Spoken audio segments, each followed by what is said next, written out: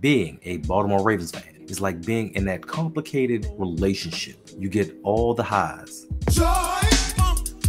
but then you get some of the lows. Where you're left scratching your head like, what in the world? It seems like you're making progress, and then it seems like times you start to regress. And this is how I feel currently about my team. It is amazing how you can go on a roller coaster ride of emotions. You can be up, you can be down, just from day to day, and just the news that you receive. And I just feel like this is that week. With the first week of free agency winding down, the Baltimore Ravens made a humongous splash by signing Derrick Henry, who just recently signed with the Baltimore Ravens and actually had his introductory press conference yesterday. Now, a lot of us feel like Derrick Henry was built to be a Raven. He was meant to be a Raven. He has followed a long line of Tennessee Titans who have jumped ship and came over to the Ravens organization. And hopefully, like his predecessors, he will have a ton of success. But with the high of signing Derrick Henry, you get the lows of what's next. Now, the Ravens have seen their fair share of departures this offseason, made a few re-signings themselves. I mean, Malik Harrison, Brent Urban.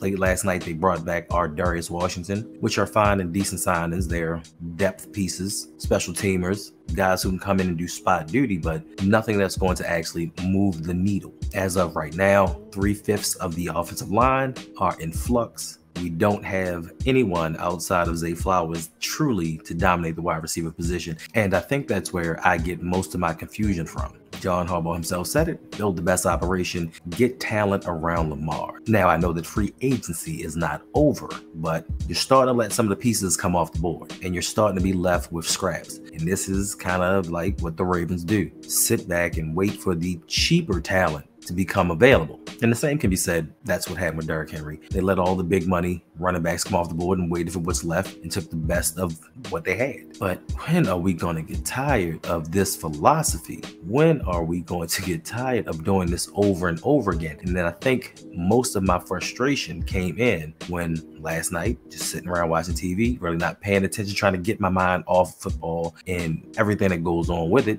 I get called to do some YouTube things and I look at the computer and I see Hollywood Brown signed to the Kansas City Chiefs. And in my heart of hearts, I ain't gonna lie, I thought Hollywood was coming back to Baltimore. I thought he was going to reunite with Lamar Jackson and it was going to be the start of something special. Zay with the short and intermediate routes, Hollywood taking them deep. That's where I thought that this team was going. But apparently, Hollywood just sat on the free agent market for a few days, and Kansas City came and swooped him up on a 1-year, $7 million contract worth up to $11 million. So you're telling me the Ravens didn't have $7 million to bring Hollywood back? Not saying that he wanted to come back, but did you even offer him a contract? And are we sitting back just waiting to pick over the leftovers that are left in this free agency market? Now, I know Hollywood hasn't had the best last 2 years since leaving Baltimore. They've had quarterback flux. He's been injured some, but he still had 51 catches for 574 yards and 4 touchdowns last season with all of the turmoil going on in Arizona. And you can't tell me we would not have needed that production, even with everything that was going on. It's a better year than Odell Beckham Jr. had, and he made twice as much as Hollywood signed for with the Chiefs, more than twice as much. So I'm just not understanding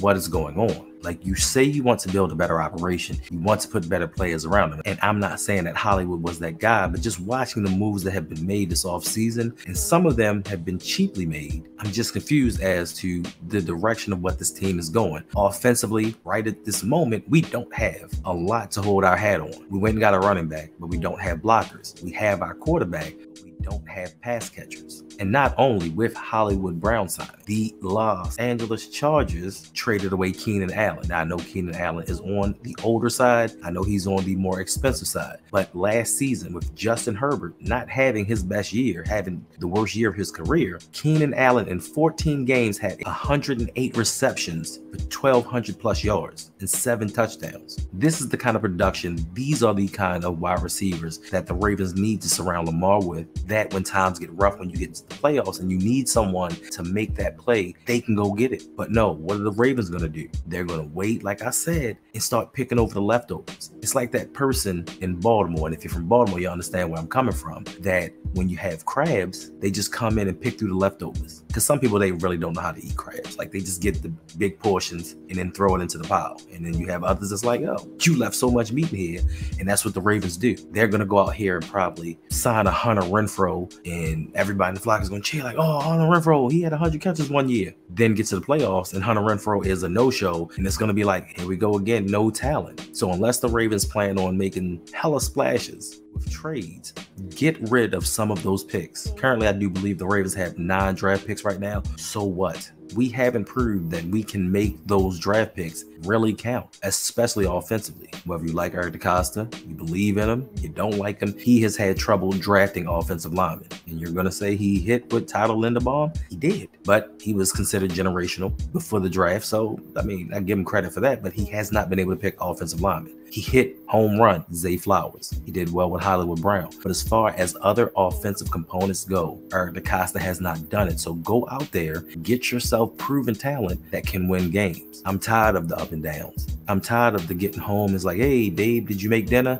Nah, I was thinking about getting some carry out, but I don't know what I'm going to do. So I'm going to sit here and starve while I contemplate what I'm going to eat. And as it gets later and later, the stores are closing. And as the stores close, you have less options to decide what you're going to eat. So in the end, when it's time and you actually make a decision, there are only 2 places left to eat at. Now, yes, do you get full? You do. But was it a satisfying meal? Was it worth the money that you spent? Probably not. But you can say, I ate, I had your dinner, I fed you, I nourished you. But did you really? And this is my analogy for the relationship when it comes to the Ravens and some of the head-scratching moves that they're making. You love the relationship, you love the one that you're with, but you just don't know what they're going to do from day to day. And all you want is for your partner to give their best. That's all you want. If you give it your best and it doesn't work, so be it. At least I know you tried. At least I know you poured into this everything that you could, and it just didn't work out. And sometimes that happens. But when we're going through the same issues and the same problems over and over, year after year, it makes you think,